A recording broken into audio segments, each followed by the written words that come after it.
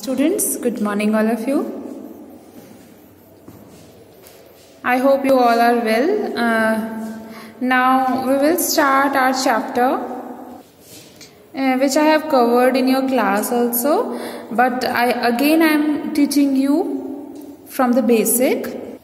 So the topics to be covered in this lesson are crop production practices, soil preparation, sowing, manure, fertilizers, irrigation, traditional method of irrigation, modern methods of irrigation. Okay, and the last is protection against weeds. And I will tell you about storage also. So what is crop production and management? So we will learn about this through a PPT. A little friend went to visit a village during its last vacation, and he was so amazed to find that a village is so different with the city life. Like in city we find a lot of things, a lot of traffic, a lot of pollution. However, in a village there are a lot of houses and so much space, and he was very excited to see a greenery around himself. Now, how are these green fields useful to us? In fact, useful to each and every human being. So these vast green fields are used for agricultural purposes. Now you might be thinking, what do we mean by agriculture? So, what is agriculture? What do we mean by agriculture? So what is agriculture? Agriculture is a practice of farming. And what do we mean by farming? Farming is nothing but taking care of plants to grow more and more crops. When I say crop, what again is a crop? So when we talk about farming, in a very simple word, what we mean by farm? So the things which are eaten by the human beings, like we all are surviving, and for our survival one basic thing which we all need is food. And what do we eat in a form of food? Either food or vegetables, okay, or grains like rice, wheat and pulses. Okay, so all the human beings depend upon plants for it, or some animal products like milk and meat and everything. So these are the food items which we normally eat. So in order to provide these food items to us, somebody needs to grow them. So that is what is called as agriculture. So agriculture would include cultivation of crops, where different types of crops will be cultivated. Now a little later we talk about what is crop and how exactly we define a crop. We will explain that later on. Okay, I will explain that. Now the second thing is rearing of animals. Rearing means taking care of animal for human benefit. Now animals can be benefited with a lot of ways, because they provide us they all provide us a lot of things, like they provide us milk, and they will also provide us eggs. For example, if you think of chickens, we also eat eggs. Okay, we also eat their meat and egg both. So these are some of the animal products which are very rich in protein and carbohydrate as well, and those are consumed by the human being. So if I want you if I drink milk, so I have to take care of the cow. So that is called rearing of animals. Okay, so all of these are those who taking care of the animals, this is called animal husbandry. So for human benefit, that entire concept, the entire process is known as animal husbandry. So we will discuss animal husbandry in detail later. What I am trying to say is, what is agriculture? Agriculture is not going about growing food and vegetables. It also includes rearing of animals. Okay. Agriculture talk about everything which we consume in form of food. Agriculture is the practice of the farming which grows everything which can consume by the human being in a form of food. So that is agriculture. Now the question is, a little friend wants to know, why do we cultivate crops or rear animals and how important to have food? Basically that is what he want to ask. So that is the answer. How important is the agriculture? Now just for a moment, think of anything that you eat. Now if I tell that okay, from today there is we are not going to grow anything, you will not get any fruit, any vegetables or milk or meat available in the markets. So you will start eating up the table, you will start eating up the chair. So do we need all these stuffs? So we eat, what do we eat? We eat fruits or vegetable, either raw or cooked, or we eat animal products like meat, fish or egg, or maybe food grains, for example rice, wheat, corn, or even if you are on fast, you eat fruits. So what are they? And your fast food contain burger, pizza. So what are they made up of? They also made up of the grains.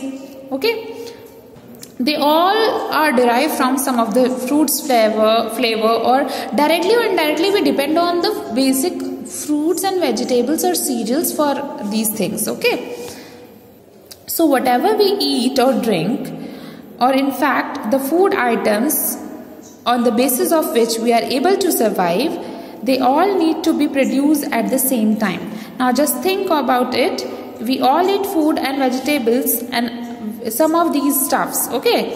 Now do you think, for example, you eat one apple every day or any other fruit or vegetable, or maybe okay. So from where do you get them?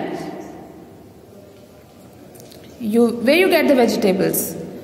From the market. Okay, but from where does these vegetables come to the market? Because we are not growing these fruits and vegetables at our home, right? So I don't think a lot of are doing that. Most of them are not doing that. So if whoever is doing for us, if he stops doing that, how do we get these things? We don't get any of these food items, and we're gonna starve. So that is why agriculture is very important. Food is required for the survival of entire population, because entire population is dependent on food and food is again taken from the crop or plant, because our entire population, they eat food, it gets digested in our body, and the food provides energy to each one of us to perform various activities. So if there is no food, we will not have the energy to do anything, and gradually we fall weak, and the human race will not be able to survive without food. So food production has to be there to fulfill our needs, to fulfill the survival of human population. It means the taking care of the, that is why the taking care of the agriculture is very important, and that's why it plays a very important role in our life. I hope I have been able to answer the question why the agriculture is so important.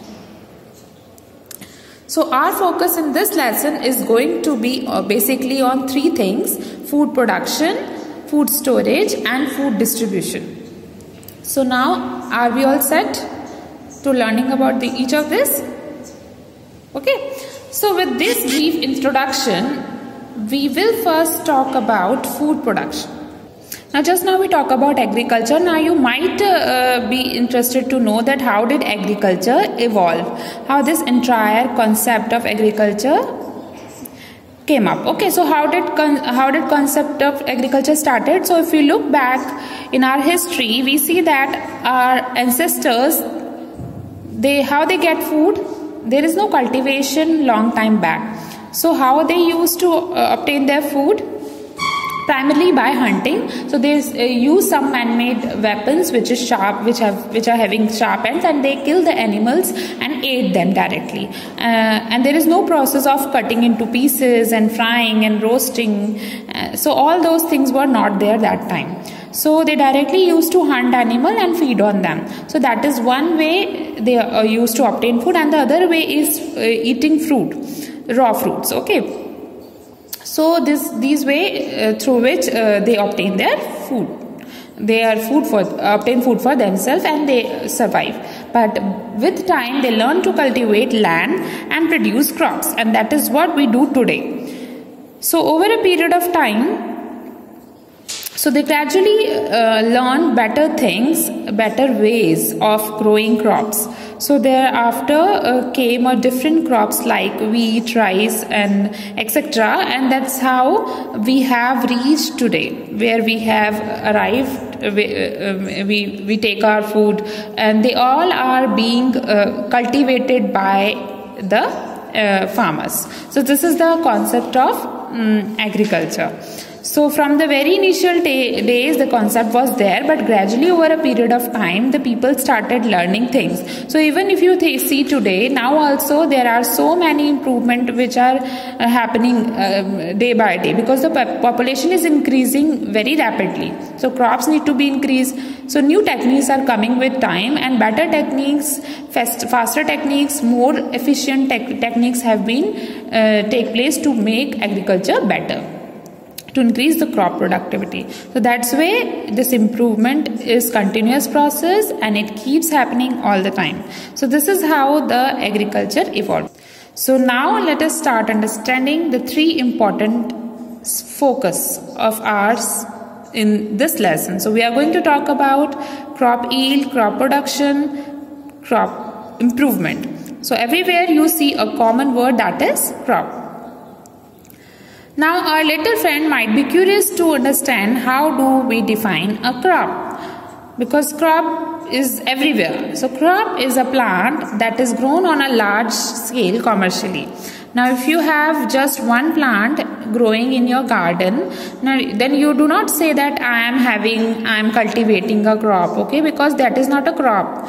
So the word crop is used only when if the same plant is grown on a large scale. What do we mean by large scale? Because means large number of same plants are being grown on a commercial scale. For example, in your house you might grow one tomato plant, because maybe you want you are not able to grow so many, so you just have one tomato plant. Then you will not say that you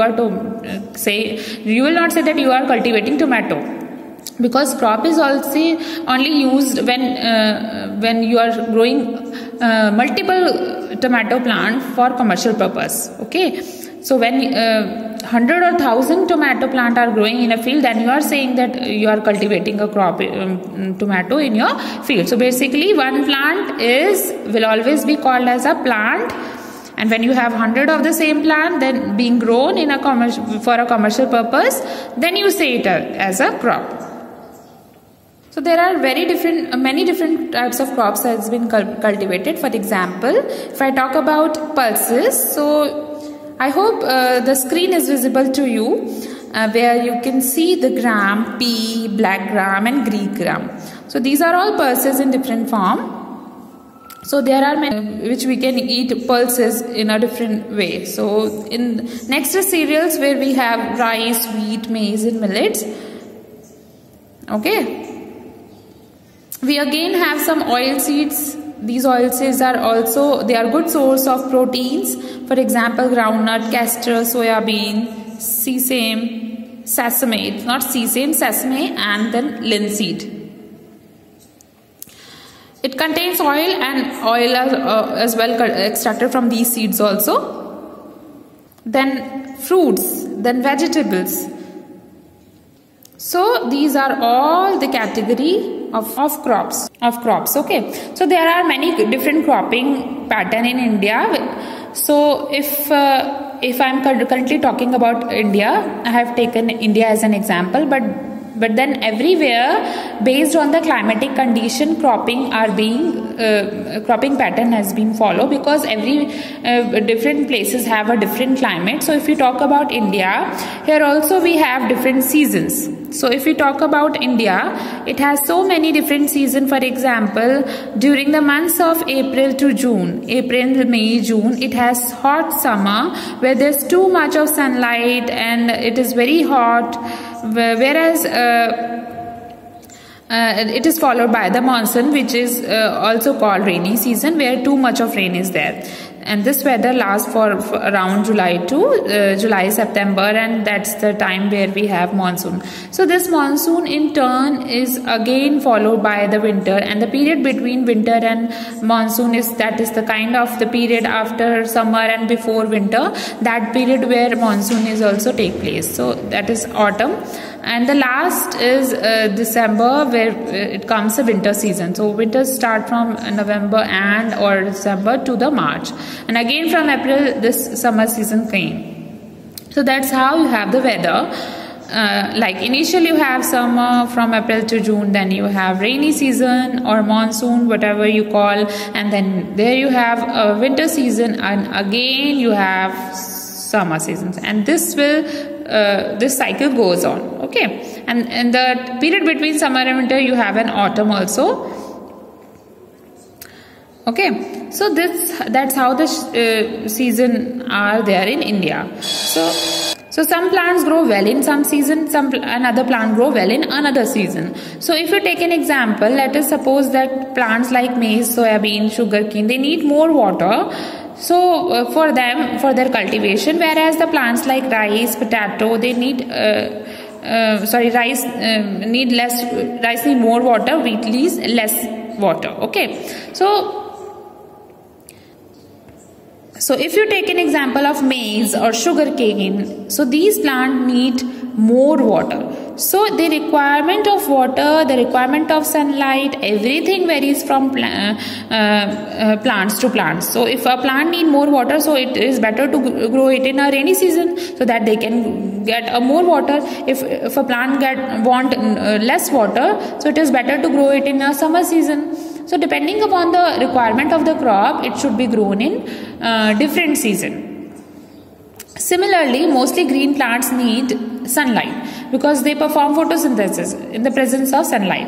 Again, some vegetables and pulses, for them summer season is also not a kind of climate is suitable where there is not so much of light and not so much of rain also. So if I talk about soybean and sugarcane, maize and soybean, they want more water. That means it may be a wise decision to grow these plants in a rainy season because there the water. Or if I talk about wheat, pea, or this is a gram. Let me talk about this. So if these type of plants have to be grown, they need less water. Okay. So maybe for such plants, what can be done is when we grow these things, we grow it in the season where there is less water. So depending upon the requirement of crop, they can be grown in different season. So based upon these, there are two categories of cropping pattern, that is Kharif and Rabi crop. Kharif crop, these crops are grown in rainy season. Because of lot of rain is there, a lot of water, so these plants need more water. And the second is Rabi crop, because they grown in winter season, they do not need much of water. So the example is wheat, gram and pea.